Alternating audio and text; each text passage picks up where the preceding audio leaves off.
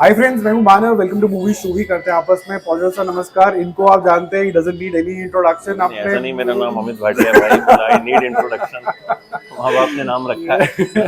नहीं, बहुत ही बढ़िया। इनके साथ मैंने अब ये दूसरी पिक्चर में हम लोग टकराए हैं। हाँ। पहले हमने देखी थी जाट कट्टे, हम्म। और फिर उसके बाद हम देख रहे हैं वॉर टू हमारी प्लान्ड तरीके की विजिट है। ठीक है, अब हम जरा अमित भाई से थोड़ा सा गुफ्तगू करेंगे, समझने की कोशिश करेंगे कि वॉर टू कैसी लगी। थोड़ी प्रतिक्रिया समझने की कोशिश करते हैं फ्रॉम अ टेक्निकल लेंस। पहले डायरेक्शन की बात करते हैं। मेरे ख्याल से ना, जो स्वाद आ सकता था स्पाई थ्रिलर का, और एक जो मूवमेंट है ना, Ayan Mukerji from romantic movies to now spy thriller, उसके बारे में क्या लगता है?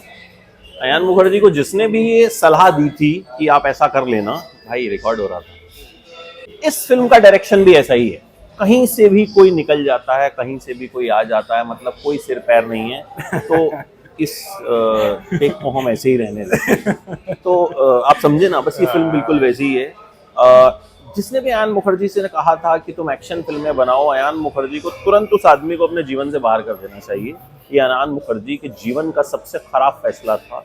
कोई बात नहीं, आदमी गलत रास्ते पे चला जाता है, लड़के हैं, लड़कों से गलती हो जाती है, सुधर जाना चाहिए। तो मैं यही कहूंगा कि सुधर जाइए।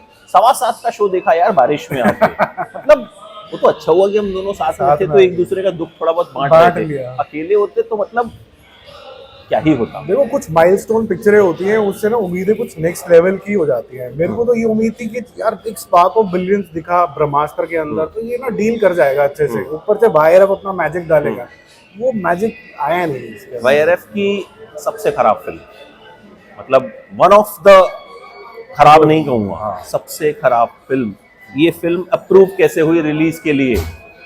इसके लिए वाईआरएफ को जो भी डिपार्टमेंट्स हैं, भाई साहब, निकाल देना चाहिए यार। मतलब this is crime with the audience, with the fans, with everyone. आप इतना हाइप क्रिएट करते हो, इतना हाइप क्रिएट करते हो, और ये बनाते हो। बिल्कुल, मतलब जमा नहीं है। अच्छा, मेरे को ना, जब मूवी में देख रहा था, हम लोग के एक्सप्रेशन तो हम पढ़ ही रहे थे। जब ऋतिक रोशन आ रहा था तो एक पॉइज आ रहा था सीन के अंदर, और जैसे ही एनटीआर आ रहा था ना, मेरे को ऐसी फील आ रही थी कि ना शायद फ्रेमिंग बनाई जा रही है कि एनटीआर के फैंस खुश हो जाएं। तो वो थोड़ा साउथ जोन में जाता हुआ नजर आ रहा था। जोर लगा रहे हैं हर चीज। हाँ, मतलब जैसे ऋतिक के चेहरे पे एक जो एक्सप्रेशन था, कामनेस थी। मतलब Hrithik was not trying to act, NTR was desperately trying to act, और वो नहीं कर पा रहे थे। मतलब ऐसा लग रहा था कि उनको एक्टिंग बड़े जोर से आ रही है, सारी यहीं पर आ नहीं रही है, मतलब कब्ज हो गई है। ठीक है, तो वो उनको वो चूर्ण चाहिए जिसका राजू श्रीवास्तव ऐड किया करते थे। क्या नाम है उसका, मैं भूल गया। कायम, पता नहीं कौन सा कायम चूर्ण या जोन सा भी चूर्ण हो, उनको वो वाला चूर्ण चाहिए भाई साहब। जैसी हमारी याददाश्त जा रही है ना, शायद आपकी भी मूवी देख के याददाश्त जा सकती है। ऐसा होगा आपके साथ, ये पक्का होगा आपके साथ। देखो, मेरे को ऐसा लगता है कि बहुत सारे एक्टर्स लेने का ना एक फायदा होता है कि आप स्टोरी को बहुत ज्यादा डेवलप कर सकते हैं। यहाँ पर ज्यादा फायदा हुआ नहीं, क्योंकि अनिल कपूर आएगा ही हो जाते हैं। कैरी आडवाणी को तो फर्स्ट हाफ में भूल ही गए लोग। और जब तक आपका ये जरूर चढ़ता है कि आशुतोष राणा कुछ कर सकता है, तब तक ऑलमोस्ट उसका थैंक यू वेरी मच ही हो जाता है। तो ये आपको लगता है कि एक्टिंग के मामले के अंदर सिर्फ 2 जनों के ऊपर ही पूरा रेस्ट कर देना 3 घंटे के लिए कुछ ज्यादा ही बर्डन कर दिया? कुछ ज्यादा हो गया। और प्लस वीएफएक्स, मतलब हम झेल लेते, लेकिन भाई साहब, मतलब मैं आजकल इनसे थोड़ी एडिटिंग की टिप्स लेता हूँ। तो बहुत, मतलब मैं तो एडिट कर नहीं पाता, और करता भी हूँ तो बहुत खराब एडिट करता हूँ। लेकिन भाई ये फिल्म देख के मुझे लगा कि मोबाइल पे, मतलब वो जो एप्स आती है ना फ्री वाली, उनसे भी खराब है एडिटिंग। मतलब वीएफएक्स देख के आप, बच्चा भी समझ जाएगा भाई कर क्या रहे हो। मतलब सोचो तो सही, क्या बना रहे हो। बहुत ज़्यादा खराब है। और अमित, मुझे ना इसको कुछ खामी लगी। एक होती है एडिटिंग पुअर होना, और एक मुझे ऐसा लगा कि ना शायद कंटिन्यूटी का भी प्रॉब्लम है। जैसे हम लोग आपस में, अच्छा ये कौन सा सीन आ गया, ये तो रोम में था, अचानक से दिल्ली में कहाँ पहुंच गया, सीधे रोम से पालिका बाजार में पहुंच गया, पता नहीं क्या हुआ। आदमी आईसीयू में एकदम उठ के खड़ा हो गया और तुरंत जो है निकल गया फाइट करने के लिए। मतलब गोली तो ऐसा लग रहा है कि जैसे उसने डाइजेशन की गोली खाई है, एक्चुअल गोली नहीं लगी है किसी को। सिनेमैटिक लिबर्टी की तिलांजलि दे दी भाई साहब। मतलब सिनेमैटिक लिबर्टी का जो है, जो मतलब किया है ना, बहुत रीचर बतेड़ करा, रीचर बतेड़ ही है ये।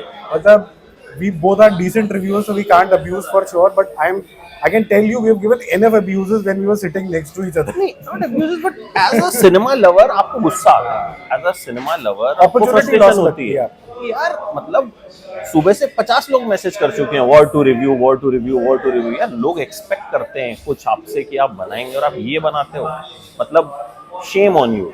मैं तो यही कहूंगा, I may be harsh but this is actually a shame on Yashraj कि भाई साहब ऐसी घटिया फिल्म आपने बनाई और उसके बाद इतने गाजे बाजे के साथ उसको रिलीज किया, फिर ये भी कहा कि War 2 is one of the greatest film of our time. भाई इस सिनेमा की बेइज्जती है, घनघोर बेइज्जती है। मुझे लगता है आदित्य चोपड़ा ने जो डिसीजन लिया है ना, वो सिर्फ पेपर पे जो स्टोरी थी ना, जो कि अच्छी लग रही होगी फॉर श्योर, क्योंकि इसके अंदर वो इंडिया पाकिस्तान वाले कलेश नहीं है, इसके अंदर फ्रेंडशिप वाले कलेश ज़्यादा है। वो उसने सोच के शायद इसको हाँ कर दिया, बाकी ना पैसा देखा है ना एडिटिंग देखी है, कुछ नहीं किसका क्या रोल है वो भी नहीं देखा, कौन हायर हो रहा है, वो शूट भी कर रहा है कि नहीं कर रहा है वो भी नहीं करा। यहाँ पर सबसे पुअर हायरिंग मेरी समझ के हिसाब से, सर से भी पूछेंगे अभी, मेरे ख्याल से entire is completely of. Yes. 2 second का एक कैमियो आता है एंड में, सर उसके बारे में बताओ, वो कितना I इंप्रेशन think दे देता एक है। तो पोस्ट क्रेडिट सीन को लेके इतना हल्ला था, भाई ऐसा कुछ नहीं हुआ। एक सीन आया बट मैं कहूंगा वो पूरे फिल्म की जान थी। और एक एक्टर ने बहुत बढ़िया एक्टिंग की, टाइगर श्रॉफ की फोटो ने सबसे बढ़िया, मतलब ऋतिक के बाद की सबसे बढ़िया एक्टिंग थी।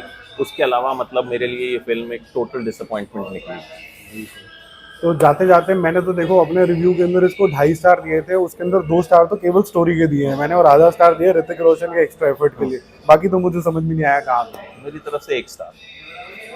मिलते हैं जल्दी डिटेल्ड एनालिसिस के साथ, उसके अंदर स्पॉयलर्स भी होंगे। यस।